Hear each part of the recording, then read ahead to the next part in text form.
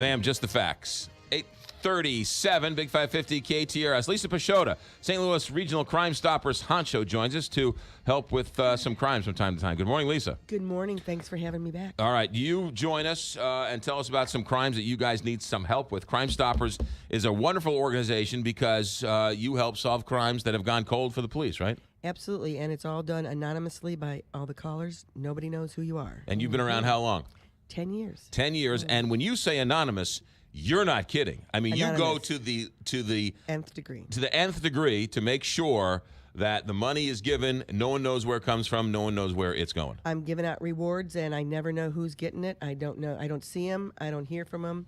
They get the cash, and they're gone. Over 10 years, how much money have you given out? Oh, probably close to $200,000. Wow. Boy. Well, all right, In the good. St. Louis region. And so you often say that if there's even something you think you might know, Give us a call. give you a call because you might not think it's important, but to you guys, it might mean everything. And you always say, "Oh, it's not like TV." But here's the deal: it's a puzzle. We need all the pieces. Every police officer needs as much as they can get to put this puzzle together, get the picture, Right. and go out and find the person. And, you know, somebody says something, kind of half says something, and then you get a tip confirming it or explaining that something.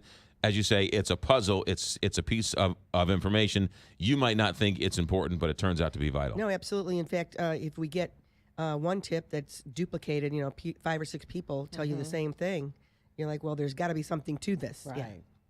Yeah. What? Just got a text from my sister, Kelly. What did she say? You like the mission style. Silence.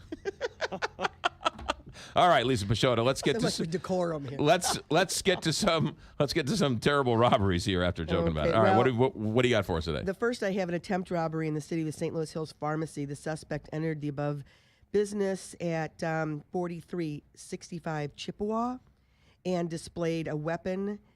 Jumped on the counter, must be, a budding gymnast. Jumped on the counter, demanded the prescription drugs from the employees. However, they did not comply. Strangely enough, the suspect decided to flee the scene, entered a silver Chrysler, which fled east on Beck out of sight. There were no injuries. It kind of scares me if somebody asks you for something with a gun in your hand, Right. give it up.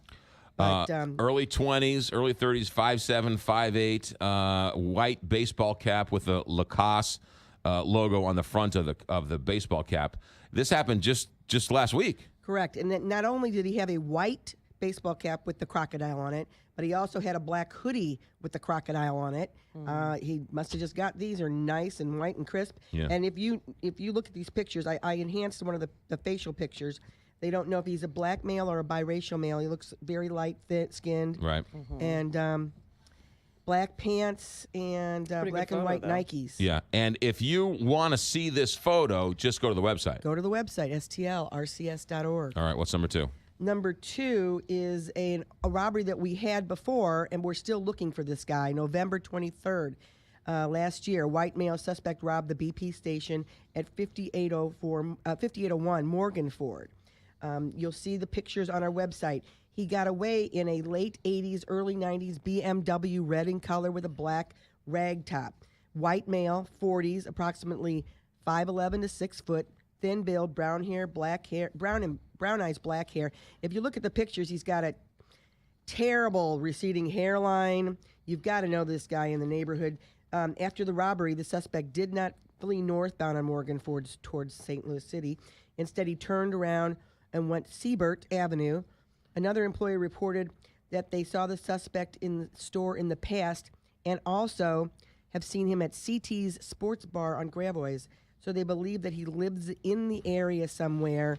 Please take a look at these pictures. Right. It sounds like you're close to this guy, so you might need just one more tip or two, and you're over the top. But since November, so we're still looking for information. All right, what's number 3? Number 3 is a robbery first at 4230 South Broadway, the Subway. The employees of the Subway stated that the suspect ordered food, paid for the food, then produced a knife, pointing it at the employees.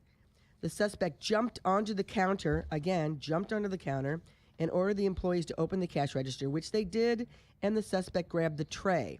Suspect fled out of the business north on foot. He removed the money from the tray, dropped the tray as he fled. There were no injuries, and they're still looking for this guy. If you look at the pictures, Who owns a gray and purple hoodie? Very nice gray and purple hoodie. Great pictures. And these are pictures you. They're like HD. Yep. Yeah. All right. So that happened last week too. Yes. Yeah. And now the U.S. Marshals in Illinois are looking for this suspect for probation violations. And the probation violations stem from recent weapons charges. So the U.S. Marshals are looking for Tyler Evans. He can be described as a black male suspect with light complexion. He stands about 5'9", weighs about 190 pounds, although this picture looks a little heavier. Evans is known to frequent Belleville, Illinois, and Cape Girardeau, Missouri. He's previously convicted of weapons charges. He's a person of interest in aggravated battery in Shiloh, Illinois, and they think that he may be, like I said, either in Belleville or in Cape Girardeau. We have billboards up in both places in the area looking for him. If you know where he is, give us a call, and we will let the U.S. Marshals know in Illinois. The phone number, if somebody knows something, and or the website, if you want to go take a glance and look at some of all the cases you have up The there. website, stlrcs.org, or you can just type in Crime Stoppers, Google that, and you'll get us. The phone number is 866-371-TIPS.